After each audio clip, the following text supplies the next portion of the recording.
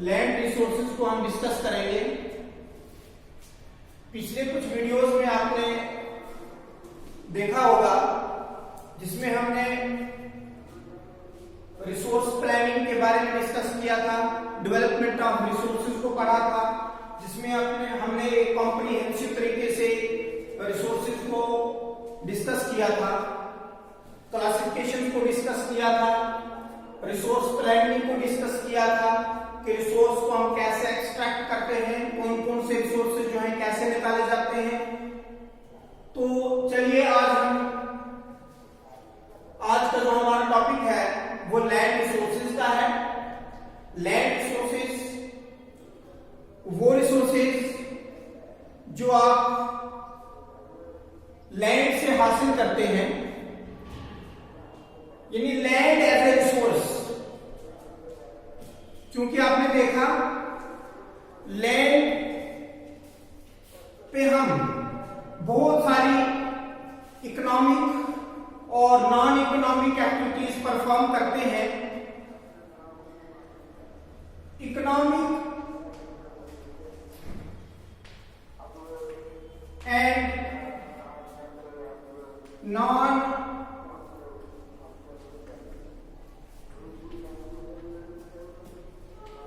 Economic activities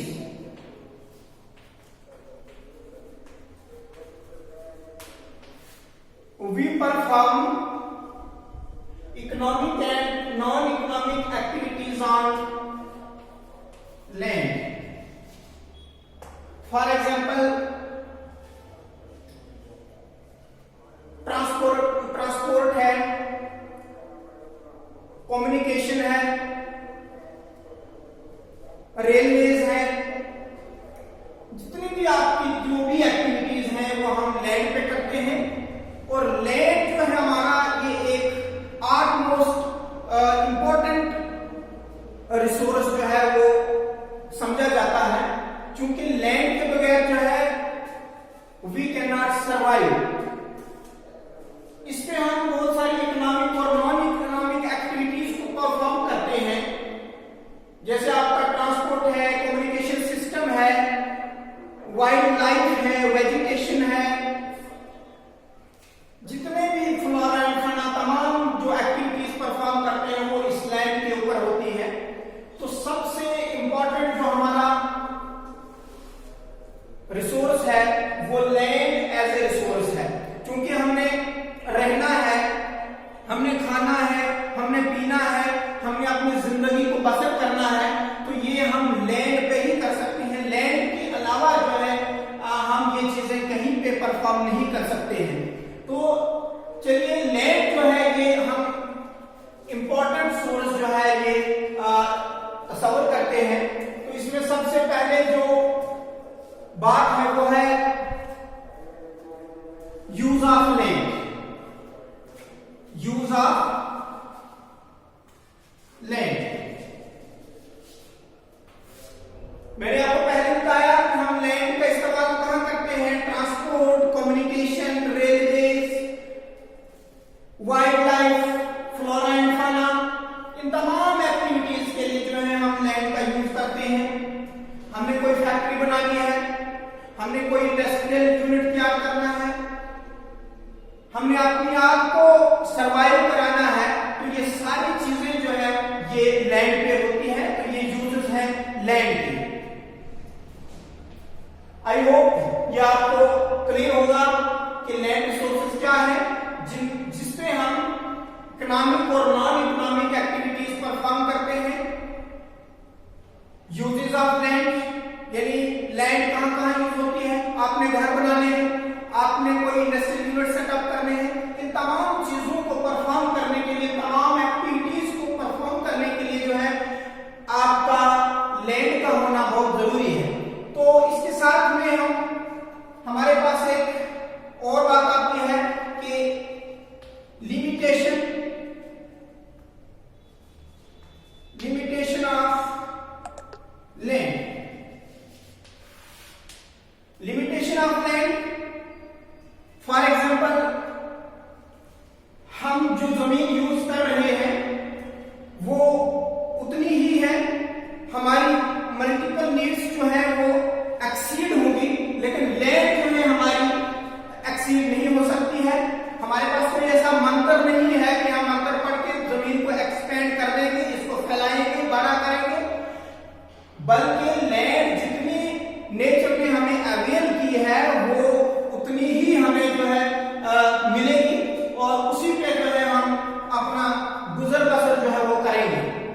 ये limitation है land का, यानी लैंड जितनी नेचर ने हमें अवेल किया है उतनी ही होगी, पॉपुलेशन बढ़ती जाएगी, लैंड का ज्यादा यूज होगा, लैंड है उतनी ही रहेगी, बल्कि पॉपुलेशन बढ़ती जाएगी, हमारी नीड्स बढ़ती जाएगी, लोग घर ज्यादा बनाने यूज करेंगे, इंडस्ट्री ज्यादा खोलेंगे। तो ये सारी चीजें जो है ये लैंड एज ए रिसोर्स हमें प्रोवाइड करता है।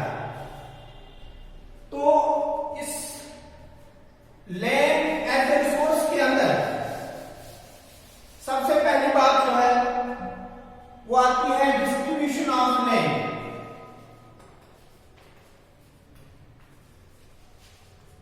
Distribution of land, distribution of land में क्या है, इसमें सबसे पहले land is divided into 3 categories. Number 1, plain land. Plain land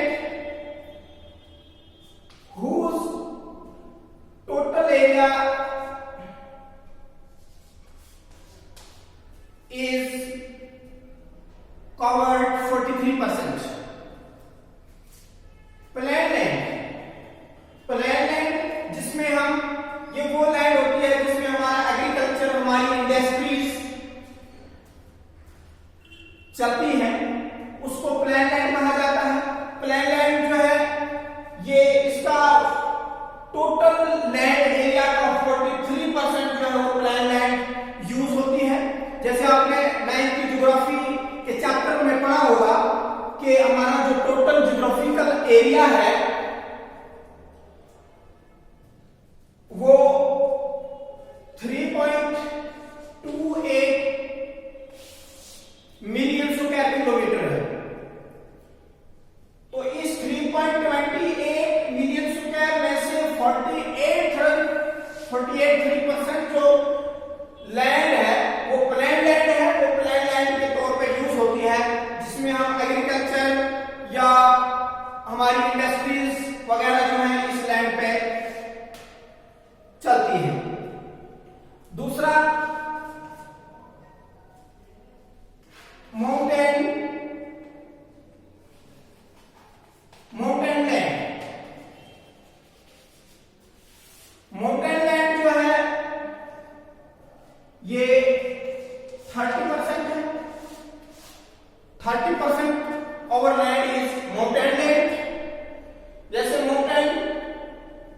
mountain आपने, ये आपके माउंटेन है, माउंटेन लैंड में क्या होता है कि यहां इसका जो पीक पॉइंटेड एरिया है, माउंटेन लैंड का जो पीक पॉइंटेड एरिया है, ये एरिया, ये पीक पॉइंटेड एरिया होता है जहां पर लाइफ फॉर्म एग्जिस्ट करती है, इसमें लाइफ फॉर्म पाई जाती है, बट इन स्लोप्स। यहां पे लाइफ फॉर्म जो है वो स्लोप्स में पाई जाती है। तो सो ओवर 30% लैंड जो है वो माउंटेन लैंड है, जिसका एरिया जो है वो पीक पॉइंटेड एरिया होता है, उसमें लाइफ फॉर्म एग्जिस्ट करती है लेकिन स्लोप्स में एग्जिस्ट करती है। तो ये हमारा माउंटेन लैंड है। नेक्स्ट,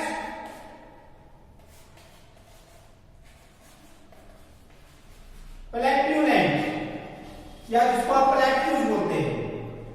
प्लेट्यूज या प्लेट्यू लैंड जो है ये 27% है। 27% प्लेट्यू लैंड जो है वो 27% है। प्लेट्यूज किसको कहा जाता है? प्लेट्यू आप टेबल लैंड को बोलते हैं। Plateau means table land.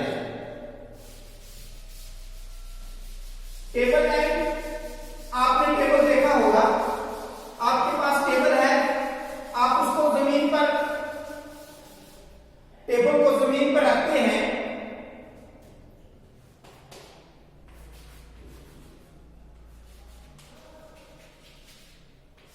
जमीन पर रखने के बाद टेबल जो है ऊपर आके आपको जो है फ्लैट लैंड दिखाता है, फ्लैट एरिया आपको शो करता है।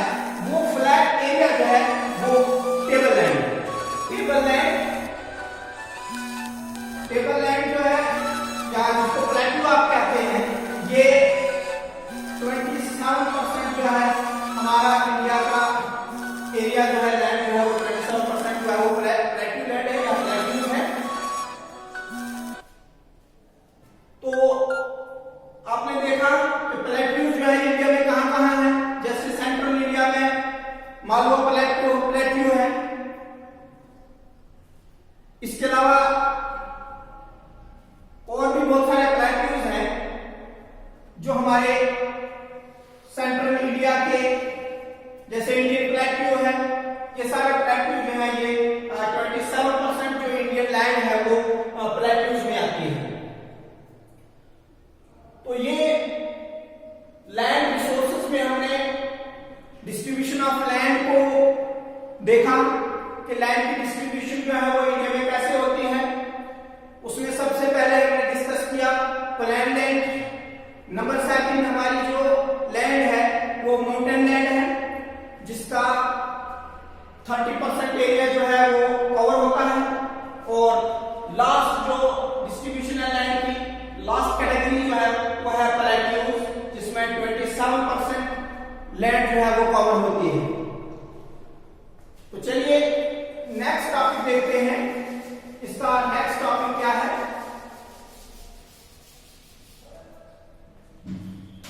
नेक्स्ट हमारे पास लैंड यूटिलाइजेशन।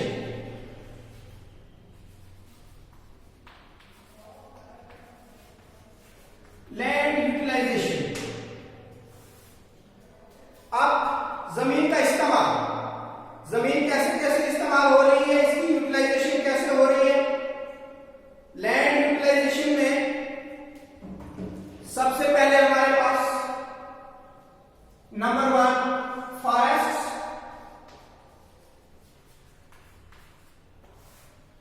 फॉरेस्ट जो है, फॉरेस्ट में कितनी लैंड आपकी कवर की है? फॉरेस्ट से बहुत सारी जमीन जो है वो कवर है। उसके बाद हमारे पास नंबर सेकंड आता है land not available,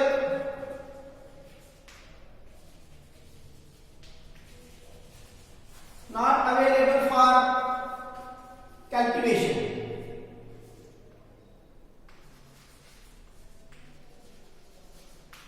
not available for cultivation, यानी land not available for cultivation में दो बातें हैं, एक है बैरन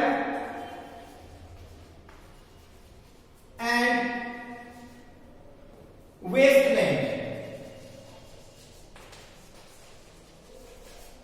बैरन एंड वेस्टलैंड, जिसको आप बंजर जमीन बोलते हैं, जिसको आप वेस्टलैंड बोलते हैं, जिसको हमने कल्टीवेशन में अभी यूज नहीं किया है।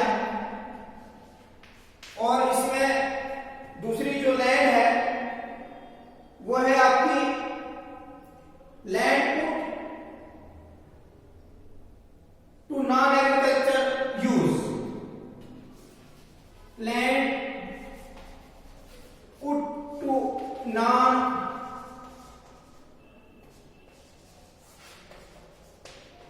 Agricultural use, non agricultural use. जैसे आपकी इसमें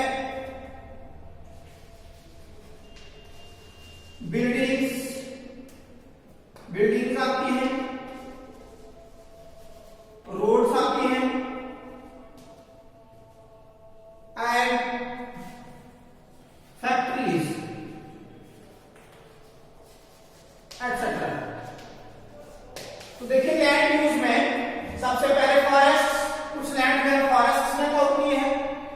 उसके बाद दूसरी बात इसमें land not available for cultivation, जो कल्टीवेशन के लिए लैंड अवेलेबल नहीं है, उसमें सबसे पहली बात वो बैरन एंड वेस्टलैंड है, बंजर जमीन है। उसके बाद land put non agricultural use, जैसे वो जमीन जिसको हमने नॉन एग्रीकल्चरल यूज के लिए रखा है, जैसे बिल्डिंग्स बनाई गई है उसमें, उस जमीन पे बिल्डिंग्स बनाई है, रोड्स हैं, फैक्ट्रीज हैं। यानी कुछ साल पहले हम इस नॉन एग्रीकल्चरल लैंड को यूज किया करते थे, लेकिन पॉपुलेशन के बढ़ने के साथ साथ में जब पॉपुलेशन इंक्रीज होती गई, पॉपुलेशन का एक्सप्लोजन हुआ, तो क्या हुआ कि हमने उस जमीन को लगाना छोड़ दिया, वहां पे बिल्डिंग्स बनाई, वहां से रोड्स निकली और वहां पे फैक्ट्रीज की जो यूनिट्स हैं वो सेटअप किए। तो नेक्स्ट जो इसमें आपका तीसरा जो यूटिलाइजेशन है लैंड की,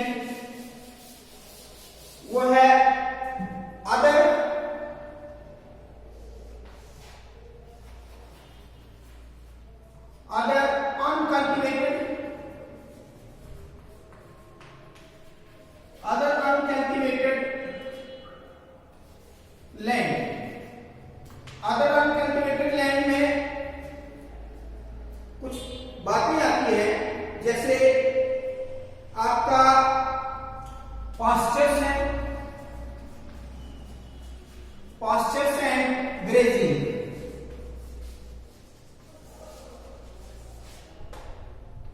पास्चर्स एंड ग्रेजिंग यानी वो लैंड जो अनकल्टिवेटेड है, अनकल्टिवेटेड जहां पे पास्चर्स बनाए गए हैं और जो ग्रेजिंग के लिए हमने लैंड रखी हुई है, जहां पे जिसको आप चरागाह बोलते हैं, वो मवेशियों के उस धंधे के लिए जो है जमीन को रखा गया है।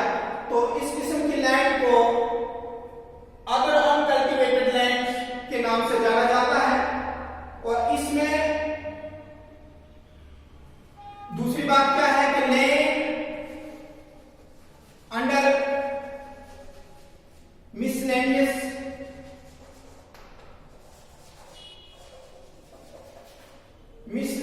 यूज, मिसलेनियस ट्री क्रॉप्स भी आप इसको बोल सकते हैं, यानी वो जमीन जो ना पास्चर्स के लिए है ना ग्रेजिंग के लिए है, बल्कि ऐसी जमीन है जो मिसलेनियस यूज के लिए है, यानी मिसलेनियस ट्री क्रॉप्स वहां से आप हासिल करते हैं। ऐसी जमीन है जो बेकार पड़ी है और वहां पे कुदरती जो है ट्रीज बढ़े हुए हैं और उन ट्रीज से जो है आप बहुत सारा फायदा जो है उठाते हैं। आप उनको काट भी नहीं सकते हैं, बल्कि आप उस जमीन को क्या है कि ट्री जो है उनको आप क्रॉप्स, उनकी ट्री क्रॉप्स को आप यूज कर रहे हैं। तो ऐसी जमीन जो है ये अदर अनकल्टिवेटेड लैंड की कैटेगरी में आती है, जिसको land under miscellaneous tree crops की लैंड के नाम से जाना जाता है। और इसमें नंबर 4 जो आपके पास है, नंबर 4 लैंड यूटिलाइजेशन में वो है फैलो लैंड्स।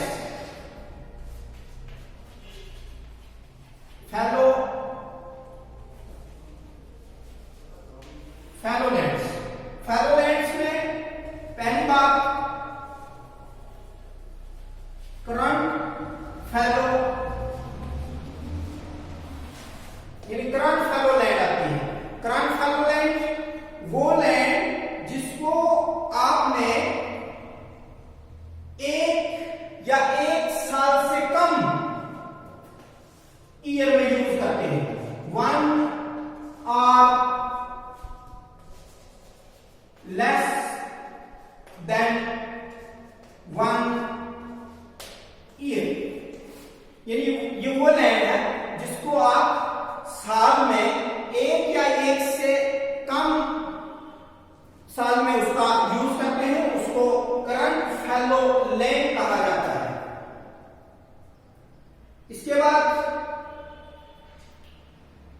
आपका इसमें अदर करंट फैलो लैंड आती है। Other current fallow land, other current fallow land. Other current fallow land ये वो लैंड है जिसको आप 1 or 1 to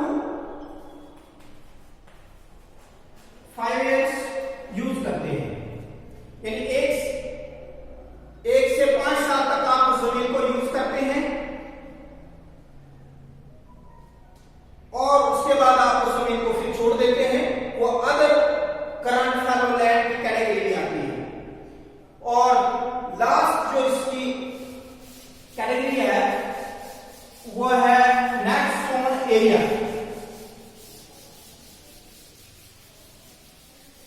next zone area, next zone area वो एरिया